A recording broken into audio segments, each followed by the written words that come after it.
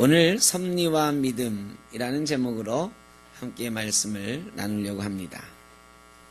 섭리, 두루두루 다스린다 이런 뜻인데 여러분 많이 들어보셨죠? 섭리.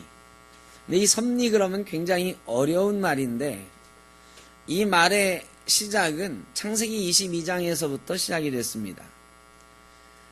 아브라함이 100세 때 이삭을 낳았는데 하나님께서 이삭을 모리아산에서 번제로 드리라 하셨어요. 아브라함이 그대로 순종해서 이삭을 번제단 위에 놓고 칼로 내려치는 순간 하나님이 아브라함아 아브라함아 부르시고 양을 대신으로 제물이 되게 하셨죠. 이때 하나님께서 먼저 준비하셨다 그래가지고 아브라함이 그 땅을 뭐라고 그랬어요? 여호와 이레 그랬습니다. 여호와 이레, 이 말에서 섭리라고 하는 단어가 파생이 되게 됐습니다. 이 섭리라고 하는 개념이 생겨났죠. 하나님이 미리 준비하신다. 이 라틴어로 번역되면서는 데우스 프로비데트라는 단어로 번역이 됐는데 하나님께서 미리 준비하시고 다스리신다 이런 뜻이 되었습니다. 이 섭리라고 하는 개념을 웨스트민스터 신앙고백에서는 하나님의 무한한 능력과 지식을 통하여 인간을 포함한 모든 피조물에 대한 그의 뜻을 이루는 하나님의 활동이다 라고 말하고 있습니다. 그러니까 하나님의 능력과 지식을 통해서 인간을 포함한 이 땅의 모든 피조물에 대해서 누구의 뜻을 이루는? 하나님의 뜻을 이루어가는, 드러내는 하나님의 활동, 이게 섭니다. 그러니까 하나님이 일하신다는 거예요. 하나님의 뜻을 드러내기 위해서 인간 역사 속에, 이 피조물의 역사 속에 관여하시고 다스리신다 하는 것입니다.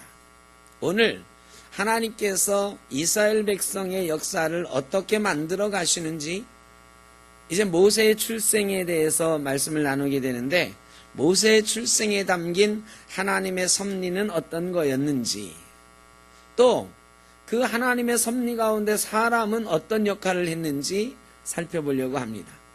여러분, 하나님이 세상을 다 다스리시니까요, 사람이 할 일은 없겠죠. 어차피 하나님이 하시는데 뭐.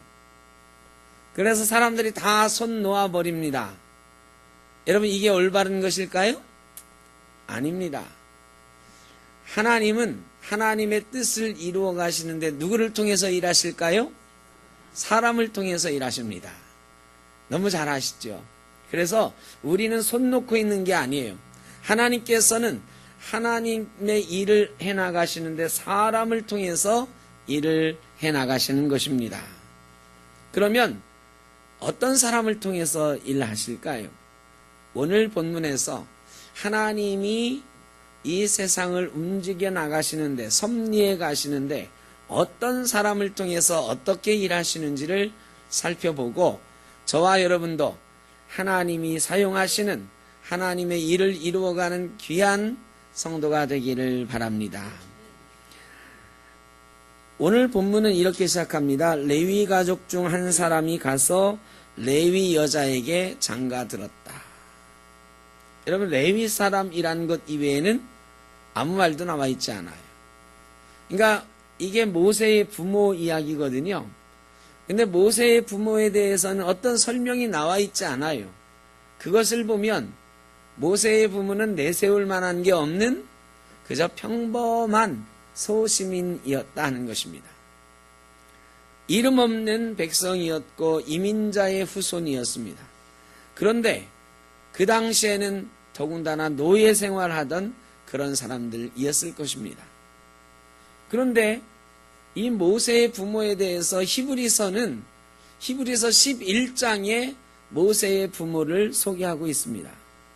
히브리서 11장 23절에 모세의 부모를 소개하고 있어요. 근데 히브리서 11장은 어떤 사람들의 얘기냐면 믿음 좋았던 영웅들의 이야기예요.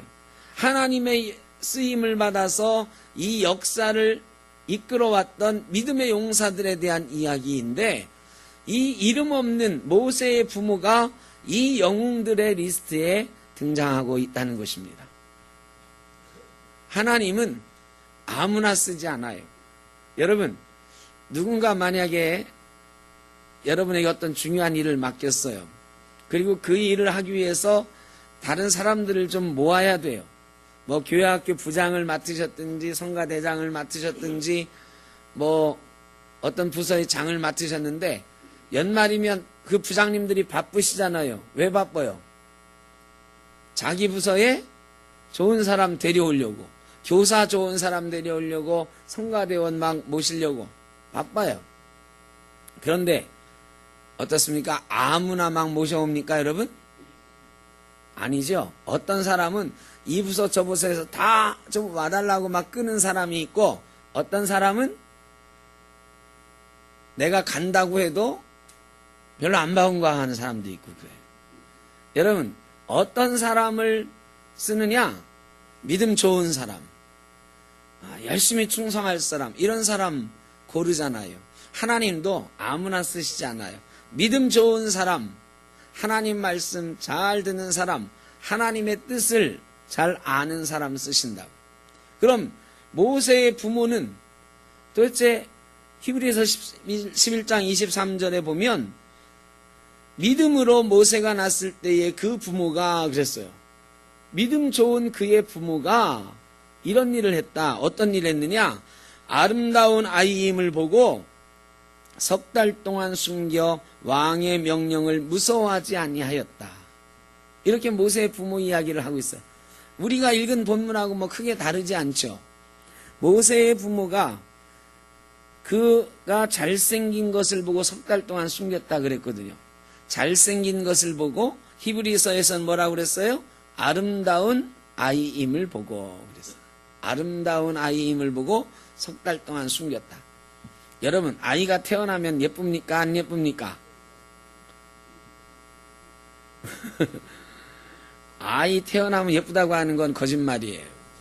거짓말이야. 아이들 태어날 때 별로 그렇게 예쁘지 않아요.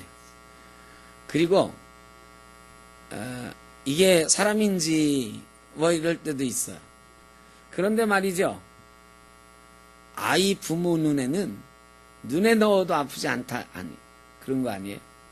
부모 눈에는 다 예뻐요. 그죠? 여러분 자식 낳았을 때 여러분 자식 예뻤습니까? 안 예뻤습니까? 안 예뻤어요? 자기 자식도 안 예쁘다는 사람은 죄송합니다. 사람이 아니고, 그죠? 사람은 자기 자식 다 예뻐. 그런데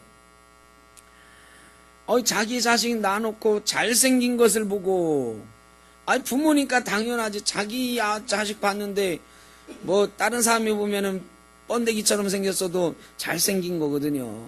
잘생긴 거거든. 이거 당연한 이야기인데 히브리서는 믿음으로 그 부모가 그 아이가 잘생긴 것을 보고 아름다운 아이임을 보고 그래. 이건 믿음 없는 사람도 다 예뻐요. 이게 무슨 영웅적인 이야기냐고. 이게 믿음 좋은 사람 이야기냐고. 그래서 성경을 좀 더 찾아봤더니 스데반이 사도행전 7장에서 순교당하기 전에 설교를 하는데요. 설교할 때 사도행전 7장 20절에 이 이야기를 그대로 하고 있어요. 그런데 스데반은 좀 다른 이야기를 합니다. 그의 부모가 그 아이를 보니 하나님 보시기에 아름다운지라 그랬어요. 출애굽기나 히브리서에는 그 아이가 잘생긴 아이임을 보고 그랬는데 스데반은 그 아이를 보니 하나님이 보시기에 아름다운지라 이렇게 해놨거든요. 똑같은 이야기를. 그래가지고 원어를 다시 살펴보는 거죠. 이 출애굽기 1장에 잘생긴이라고 하는 단어를 찾아봤더니 토브라고 하는 단어를 쓰고 있어요. 따라해보세요. 토브. 이 토브라고 하는 단어는 하나님의 단어예요. 언제 많이 쓰였느냐? 창세기 1장에 수도 없이 나와요. 하나님이 어떤 것을 만들어 놓고 보시기에 좋았더라 할 때 쓰인 말이 토브야, 토브.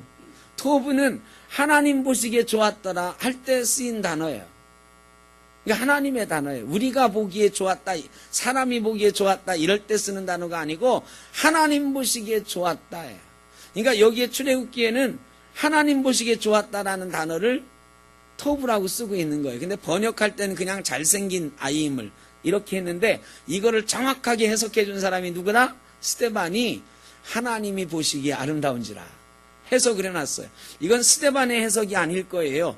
이스라엘 역사 속에서 이 출애굽기 모세의 이야기에 나오는 잘생긴이라고 하는 단어를 이스라엘 사람들은 하나님 보시기에 아름다운지라라고 해석해 왔던 거죠. 모세의 부모가 이 아이를 보니까 그냥 잘생긴 게 아니고 어쩌다 하나님 보시기에 좋은지라. 이 말은 보통 부모들은 아이가 태어나서 아이를 보면 아 예쁘다, 엄마 닮았다, 아빠 닮았다 막 꼬집어도 보고 그러는데 모세의 부모는 어떻게 했다? 하나님이 이 아이를 우리에게 주셨다 생각했다. 하나님이 이 아이를 주셨는데 하나님 보시기에 아름다운 존재다. 하나님의 뜻이 이 아이에게 있는 존재다. 하나님의 계획이 이 아이에게 있다. 이런 고백 속에 아이를 봤다는 거예요. 여러분 이건 놀라운 사실입니다. 그 암흑했던 시절 남자아이가 태어나면 강가에 던지라고 하는 바로의 명령이 있던 시절에 아들을 낳아놨어요. 아들을 낳았는데 어떻게 보면 통곡해야 돼. 우리 아들 죽겠다 이렇게 생각해야 돼.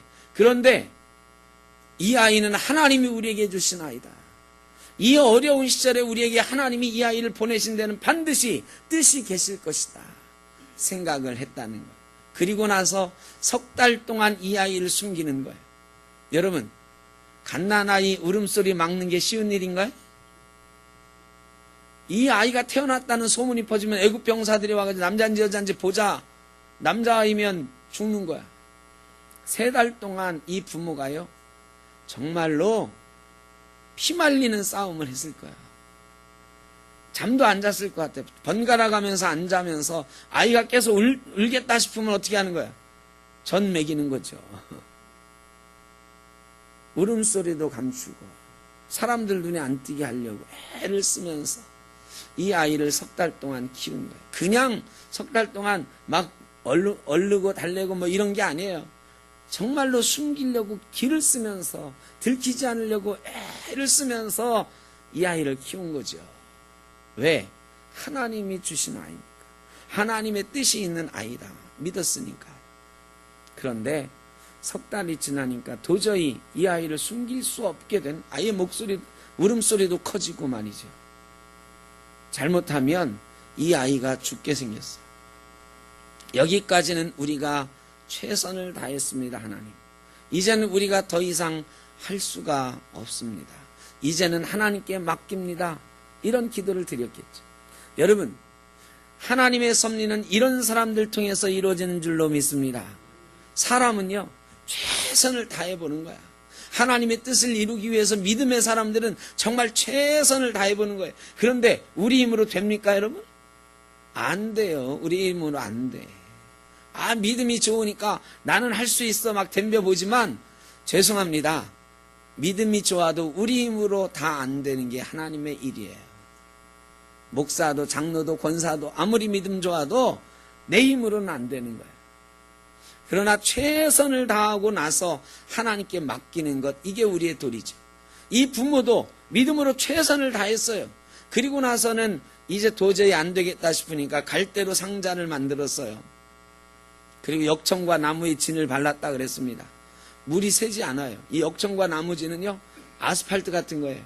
이 벽돌 쌓을 때 중간에 넣는 모르타르 같은 거거든요. 절대로 물이 안 새.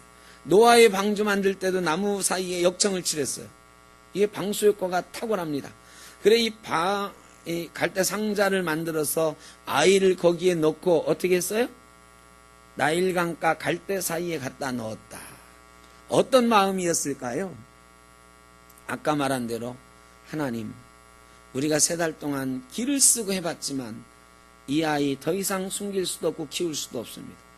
이제 하나님 손에 맡깁니다.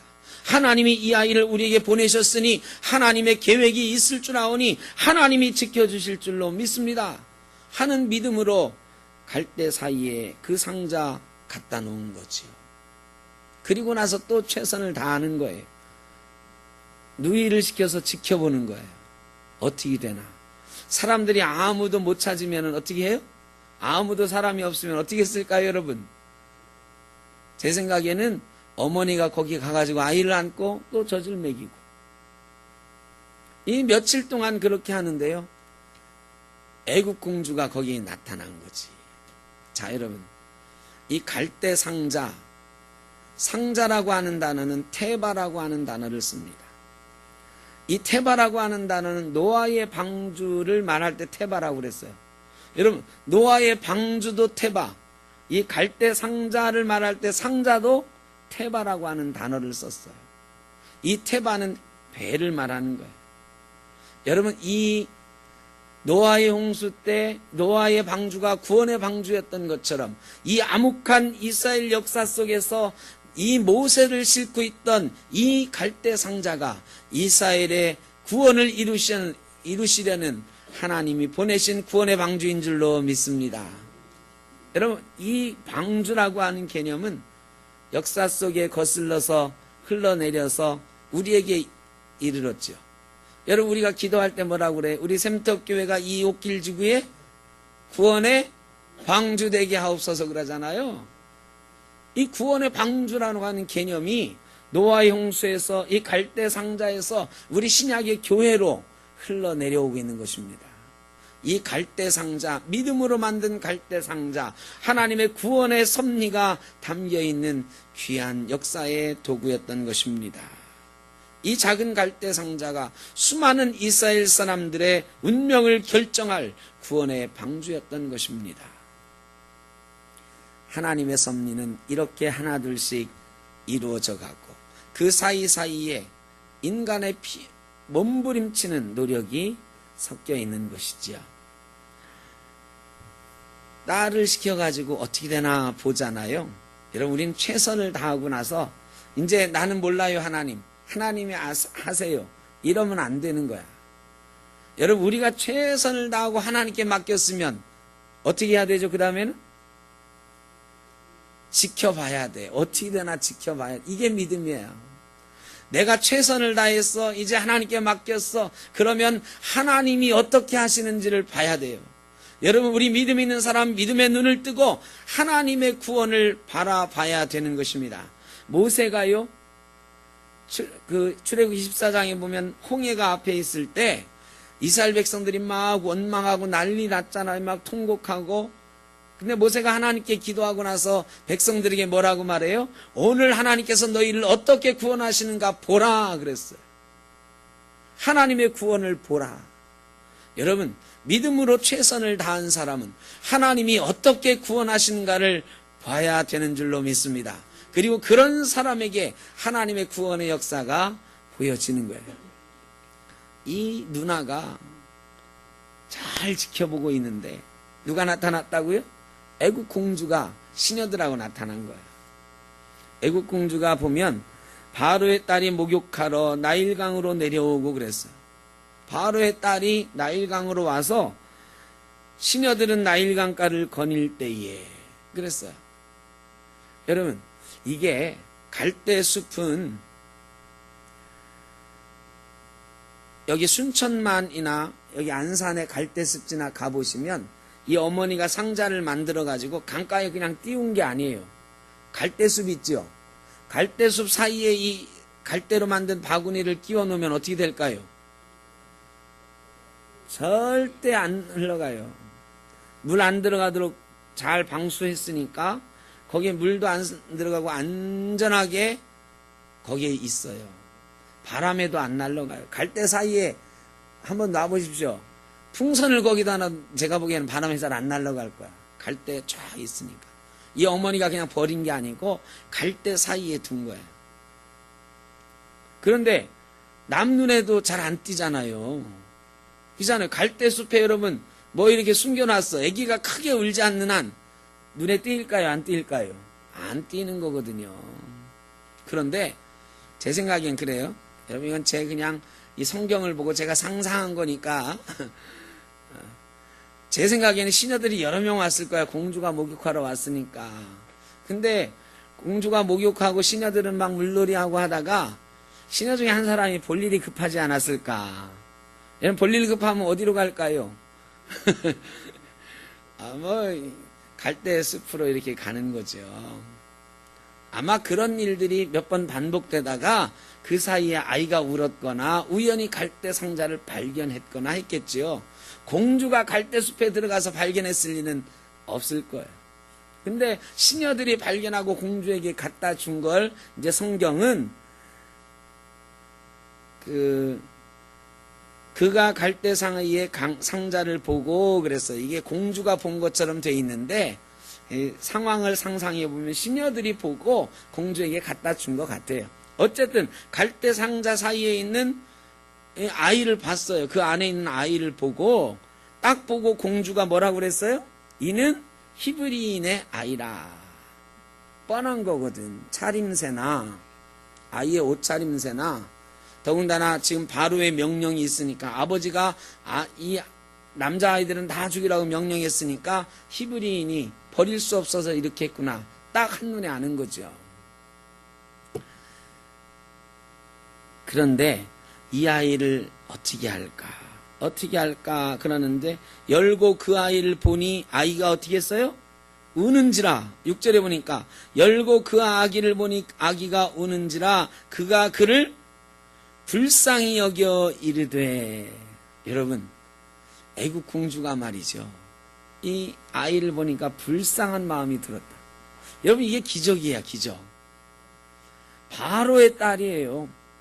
바로의 딸이 히브리인 아이를 보면 어떻게 했어야 돼? 바로 강가에 던져버렸어야지. 아버지가 명령했는데, 아버지가 애국 전체에 명령했는데 이 바로의 딸이라고 그 명령 안 들으면 큰일 나잖아요. 그런데 바로의 딸이 보니까 아버지 명령보다 뭐가 먼저 생각나? 불쌍하다. 이 생각이 듭니다. 여러분, 하나님이 이 바로 공주의 마음에, 바로의 딸 마음에 불쌍하게 여기는 마음, 모성에 이런 마음을 주신 줄로 믿습니다. 하나님은 이렇게 기적적으로 역사에 가시는 거예요. 그러나 우연은 아니에요. 하나님은 이렇게 계획하시고요, 모세를 이 공주를 통해서 건져내시는 거예요. 그래, 이 불쌍하다, 이거 어떻게 하지? 내가 데리고 가서 키우다가는 뭔 일 당할 줄 모르고 나는 아이를 키울 줄도 모르고 막 어쩔 줄 몰라 하고 있는데 누가 나와요? 보고 있던 누나가 와가지고 내가 히브리 사람 중에 젖 먹일 수 있는 사람이 있는데 소개해드릴까요? 그러는 거야. 공주가 단박에 히브리인의 아이구나 알았는데 이 나와서 얘기하는 사람이 이 아이랑 뭔 관계가 있구나 몰랐겠어요? 뻔히 알지 뭐. 젖 먹일 사람? 이 아이의 어머니겠구나. 아마 알았을 거야. 근데 대번 그래라 그러는 거야. 그래라. 여러분, 놀라운 일 아니에요? 도저히 일어날 수 없는, 상식적으로는 바로의 딸이 그럴 수가 없는데 지금 그런 일이 벌어지고 있는 거예요. 사람의 열심과 믿음과 하나님의 섭리가 조화를 이루어서 기적을 만들어 내고 있는 것입니다. 그리고 어머니가 아이를 키우게 됐어요. 여러분, 이 아이를 자기 아이를 키우는데요, 죽이지 않고요, 자기 아이 젖을 먹이는데 중요한 얘기는 아니지만 자기 아이를 젖 먹이면서 뭘 받아요? 사례비도 받으면서 젖 먹여. 보세요. 바로의 딸이 9절에 바로의 딸이 그에게 이르되 이 아기를 데려다 나를 위하여 젖을 먹이라. 내가 그 삭슬 주리라. 이걸 보고 꼭 먹고 알 먹고. 여러분, 아이가 죽을지도 모르는 위험에 처해 있었는데 나일강가에 갈대 사이에 버리면서 얼마나 피눈물을 흘렸겠어. 그런데 하나님께서는 그 어려운 상황을 변화시키셔서 오히려 돈 받으면서 자기 아들 젖 먹이게 만드셨다. 여러분, 하나님은 이렇게 변화시켜가는 줄로 믿습니다. 일이 기적적으로 이렇게 바뀌어가는 거죠. 누구를 통해서? 믿음 있는 부모와 딸을 통해서요. 이 아이가 자랄 때까지 어머니가 품에 안고 키워요. 근데 이 아이가 놀라운 아이가 되죠. 우리가 잘 아는 모세가 됩니다. 이 젖을 뗄 때까지 아마 키웠을 것 같다고 학자들은 추정해요. 한 서너 살, 3, 4년 키운 거죠. 3, 4년 키워서 공주에게 갖다 줬어요. 사도행전에 보면 스데반이 또 설교할 때 이 모세가 궁정에서 애굽의 모든 철학과 지혜를 배웠다고 그렇게 기록이 돼 있어. 왕자로서 교육을 받았으니까 얼마나 좋은 교육을 많이 받았겠어요. 그런데 그가 40살에 이르러 하나님의 백성으로 살기 위하여 나갔다고 또 기록되어 있습니다. 여러분, 40년 가까이 왕자로서 어린아이가 교육을 받기 시작했어요. 4살 된 아이라고 칩시다. 4살부터 40살까지 왕자의 교육을 받았어. 그러면 이 아이는 뭐가 돼야 되는 거예요? 애굽의 왕자가 돼야지. 영화에도 나오잖아. 이집트 왕자 뭐 이렇게. 이집트 왕자가 돼야 되는 거야. 그런데 이집트 왕자가 되지 않고 누가 됐어요? 하나님의 아들이 됐어. 하나님의 백성이 됐어. 하나님의 자손으로 살려나갔다. 여러분, 도대체 무슨 일이 있었던 걸까? 4년 동안, 3년 동안 이 아이를 어머니가 키웠다. 이게 놀라운 비밀이에요. 여러분 자녀들 IQ가 좋으십니까? 어떻습니까? 이제 뭐 IQ 따질 나이는 좀 지났죠? 이제 손주들 IQ 따지시나? 손주들 키우시는 우리 할머니들 많이 있으신데 IQ가 좋은 아이가 돼가지고 서울대 막 가고 그러길 원하시죠? 답을 안 하시네. IQ 안 좋아도 되나? 그런데 말이죠. 요즘 엄마들은, 요즘 똑똑한 엄마들이 많아요. 정신이 바로 박힌 엄마들은 IQ보다 뭐가 더 좋기를 원해? EQ가 좋기를 원해. EQ. 잘 알죠? 여러분 EQ 감성지수예요. 이 지능지수가 아니고 감성이 좋은 아이가 되기를 원하는 거야. 근데 이 EQ에 대해서 사람들이, 이제 학자들이 연구를 하잖아요. 연구하는데 놀라운 사실을 발견했어. 여러분 EQ는 말이죠. 태어난 지 3년에서 4년 사이에 다 형성된다. 그러니까 우리 조상들도 될성 부른 나무는 떡잎부터 알아본다. 3살 버릇 80까지 간다. 우리 조상들은 옛날에 이미 알았어요. 학자들이 막 연구하기도 전에 우리 조상들은 3살 버릇 80 간다고 3년이면 모든 게 결정난다는 걸 알았어요. 3년이면 아이의 운명이 결정돼. 어떤 사람으로 살아갈 것인지, 어떤 품성을 가진 아이로 살아갈 것인지 EQ가 결정이 된다는 거예요. 여러분 모세의 EQ는 언제 결정됐어요? 어머니가 젖 먹이면서 다 결정된 거야.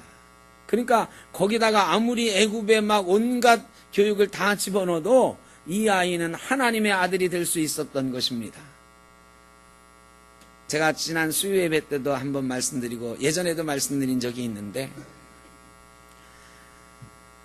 70년에 AD 70년에 예수님 승천하시고 한 3, 40년 있다가 로마가 예루살렘을 쳐들어와요. 그리고 예수님이 예언하셨던 것처럼 로마의 병정들이 이 예루살렘 성전에 벽돌 위에 벽돌 하나도 남지 않게 싹 무너뜨려 버립니다. 예루살렘 외벽, 통곡 외벽, 그건 성전벽이 아니에요. 그냥 맨 가정에 있는 담장벽이거든. 그거 조금 남고 예루살렘 성전이 완전히 무너지죠. 이게 말이죠. 1년도 안 돼서 예루살렘이 함락됐어요. 그런데 예루살렘에 있었던 열심당원 1000명이서 우리는 도저히 로마에 굴복할 수 없다고 저 광야로 나갔어요. 그리고 헤롯 대왕이 세워놓은 한 요새로 숨어들었어요. 그 요새는 사진으로 보면 기가 막힙니다. 우리나라 첨성대 있죠? 첨성대를 조금 뚱뚱하게 만들어 놓은 것 같아. 엄청 높은 산인데 그 위에는 평지고요. 그 위에 거기에 우리나라 수영장만한 저수조 같은 것도 있어요. 몇 년 동안 물 걱정 없이 살 수 있고요. 그런 요새를 헤롯 대왕이 만들어 놨거든. 글리 숨어 들었어요. 로마의 티투스라고 하는 장군이 20만 대군을 이끌고 이 마사다를 공격을 했는데 2년 가까이 정복을 못했어요. 1000명이 싸우는데. 티투스가 화가 났습니다. 이 예루살렘도 정복하고 다 정복했는데 얘들 남겨두고 가면 안 될 것 같아. 다시 불씨가 살아날 것 같아. 그래가지고요, 이렇게 된 사다리꼴의 이 마사다 요새를 정복하기 위해서 성을 쌓기 시작했어. 마사다 요새 옆에 다른 데서 흙을 퍼다가 이 마사다 요새와 같은 높이에 이렇게 성을 쌓는 거예요. 성이 이게 마사다 요새가 평지가 되어가는 거죠. 지금 점점. 이제 며칠 후면 드디어 마사다 요새가 평지가 되어가는 그 순간에 이 열심당원 1000명 중에 요하난 벤자카이라고 하는 랍비가 있었습니다. 요하난 벤자카이, 이 위대한 스승 요하난 벤자카이가 몰래 마사다 요새를 빠져나가요.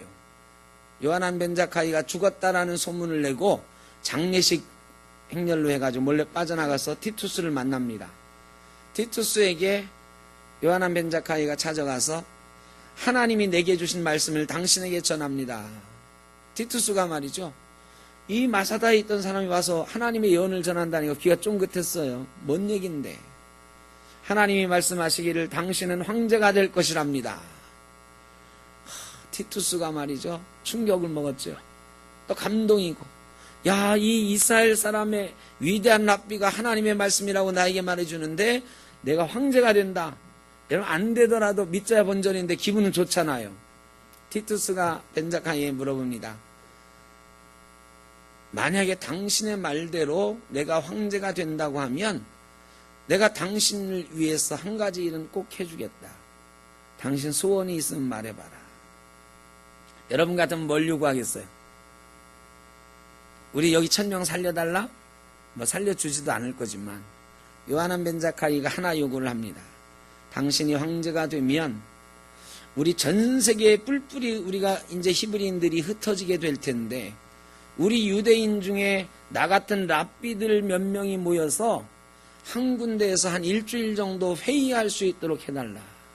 1년에 한 번씩 그런 회의를 할 수 있게 해달라 부탁을 했어요. 티투스가 뭐 그 어려운 일도 아니고 오케이. 티투스가 드디어 황제가 됐습니다. 그리고 전 세계에 뿔뿔이 흩어졌던 이스라엘 백성들 중에 랍비들이 모여서 회의를 시작했어요. 최초의 회의는 AD 90년에 얌리아라고 하는 곳에서 이루어졌습니다. 그리고 얌리아 회의가 교회 역사상 굉장히 중요한 회의예요. 얌리아에서 이 학자들이 모여가지고 유대 선생님들이 모여서 중요한 결정을 많이 하는데 그 첫 번째가 유대 성경을 확정해요. 유대 성경은 이게 성경이다 라고 이제 흩어져 있던 막 파피루스나 뭐 이런 것들 다 정리한 성경책을 확정합니다. 최종으로. 그래서 유대인들이 지금 쓰는 성경책은 AD 90년에 얌리아에서 확정한 그 성경을 쓰고 있는 거예요. 두 번째는요. 여러분 구약 성경의 여자는 어때요? 족보에 나옵니까 안 나옵니까? 족보에 안 나오는 정도가 아니라 여자들은 물건 취급해. 재산 목록에 들어가요. 재산 목록 1호도 아니야. 죄송하지만. 재산 목록 1호에도 못 들어가는 재산으로 취급되던 사회. 이스라엘 족보에 여자들 이름은 안 나와요.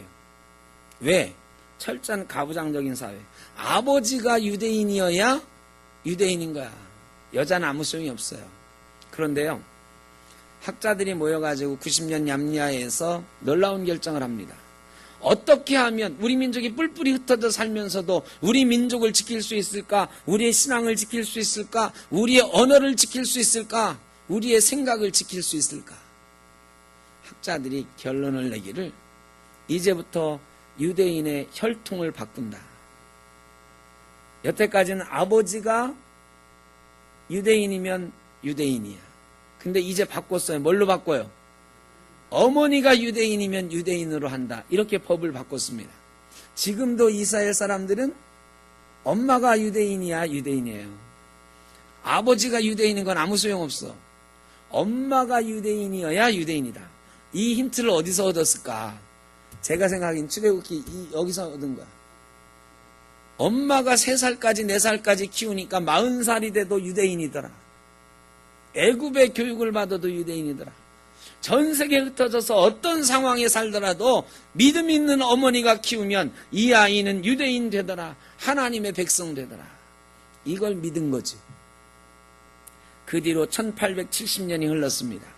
1948년도에 2차 대전 끝나고 나서 미국과 영국이 지금의 이스라엘 땅에다가 깃발을 하나 꼽았는데 다비드의 깃발. 여기는 이스라엘 땅이다 해버렸어요. 거기 살고 있던 팔레스타인 사람들 다 쫓아내고 이스라엘 땅이다 해버렸어. 그리고 전 세계에다 공지를 했습니다. 이스라엘 사람들, 유대인들은 여기로 돌아와서 살 사람은 돌아와라. 여러분 1870년 동안 다른 나라에 살았어요. 여러분 같으면 돌아가 안 돌아가요? 1870년 동안이요, 전 세계에 흩어져서 다른 나라 사람하고 섞여 살았어요. 거기다가 2차 대전 때 히틀러가 600만 명의 유태인을 찾아서 죽였어요. 나 유태인이요 하고 살 사람이 얼마나 있겠어요. 그런데요, 놀라운 일이 벌어졌습니다. 전 세계에서 시온으로 하면서 몰려들기 시작했어요. 그리고 그들이 지금의 이스라엘 나라를 세웠는데요, 그 중에는 미국에서 온 사람도 있고 유럽에서 온 사람도 있고 심지어는 소련에서 온 사람도 있고요, 심지어는 저 아프리카의 흑인들도 왔어요. 나라도 다르고요, 혈통도 달라, 피부 색깔도 달라. 그래, 그들이 모였을 때 황당한 거지. 야, 이래가지고 한 나라가 되겠나? 세계 나라 사람들도 다 웃었어요. 아니, 지들끼리 모여가지고 뭘 한다고. 그런데 놀라운 일은요, 그렇게 다른 나라, 다른 혈통, 다른 상황 속에서 사람들이 모여들었는데요, 놀라운 일이 똑같은 성경책을 보고 있었습니다. AD 90년에 얌야에서 만들었던 그 성경을 여전히 보고 있었고요, 그들은 여전히 히브리어를 쓰고 있었어요. 같은 종교와 같은 신앙과 같은 언어를 가지고 1870년 만에 그들이 나라를 만들었고요, 지금도 이스라엘이 건재하게 그 아랍 민족 사이에서 나라를 이루고 있잖아요. 학자들은 말합니다. 이스라엘이 1870년 동안 생존할 수 있었던 이유가 뭐냐? 어머니가 아이들을 키웠기 때문이다. 어머니가 유대인인 사람이 유대인이라고 인정했기 때문이라. 여러분, 우리 아이들, 여러분 손주들 하나님의 사람 되게 하는 방법 딱 하나 있습니다. 아이를 품에 안고 키우실 때에 너는 하나님의 아들이다, 너는 하나님의 백성이다, 하나님이 너를 향한 놀라운 계획이 있다 말씀해 주시고 기도해 주시고 찬송해 주시면 이 아이는 하나님이 사용하시는 하나님의 아들, 하나님의 딸 될 줄로 믿습니다. 모세가 바로 그런 거예요. 하나님의 섭리는 그런 사람을 통해서 이루어진다는 거예요. 지금도 하나님의 섭리는 이스라엘 역사를 통해서 우리에게 보여주시는 거예요. 그런 믿음 있는 어머니를 통해서, 믿음 있는 가정을 통해서 이스라엘 역사가 보존되었다는 것. 여러분, 지금도 하나님은 우리를 다스리고 계시고 이 땅에 하나님의 뜻을 이루어 가고 계십니다. 그런데 누구를 통해서 일하실까요? 믿음 있는 사람을 통해서 일하시는 줄로 믿습니다. 저와 여러분이요, 상황이 좀 어려울 수도 있어요. 여기 모세의 부모가 얼마나 상황이 어려웠습니까? 아이를, 남자아이 낳으면 죽여야 되는 그런 상황이었어요. 여러분, 그 상황 가운데서도 하나님을 믿고 하나님을 바라보고 최선을 다했더니 하나님이 그 부모를 통해서 모세를 교육시키시고 그 모세를 통해서 이스라엘을 구원하는 역사를 이루신 것을 기억하시기를 바랍니다.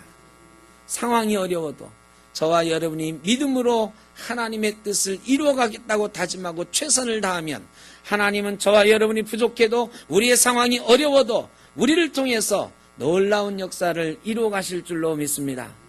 우리 샘터교회와 여러분의 가정들이 하나님의 도구로 하나님의 역사를 이루어가는 놀라운 교회와 성도 되시기를 주의 이름으로 축원합니다.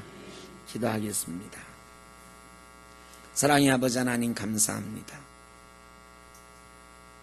우리는 하나님의 백성, 하나님이 계획과 뜻을 가지고 이 땅에 보내신 하나님의 아들이여 딸입니다. 믿음으로 그 뜻을 바라보게 하여 주옵소서. 그리고 믿음으로 하나님의 일을 감당하게 하시고 또한 대대손손 우리의 자녀들에게 믿음을 전하여 하나님의 역사를 이루어가는 가문들, 또 우리 교회 되도록 주님 인도하여 주옵소서. 예수님의 이름으로 기도하옵나이다. 아멘.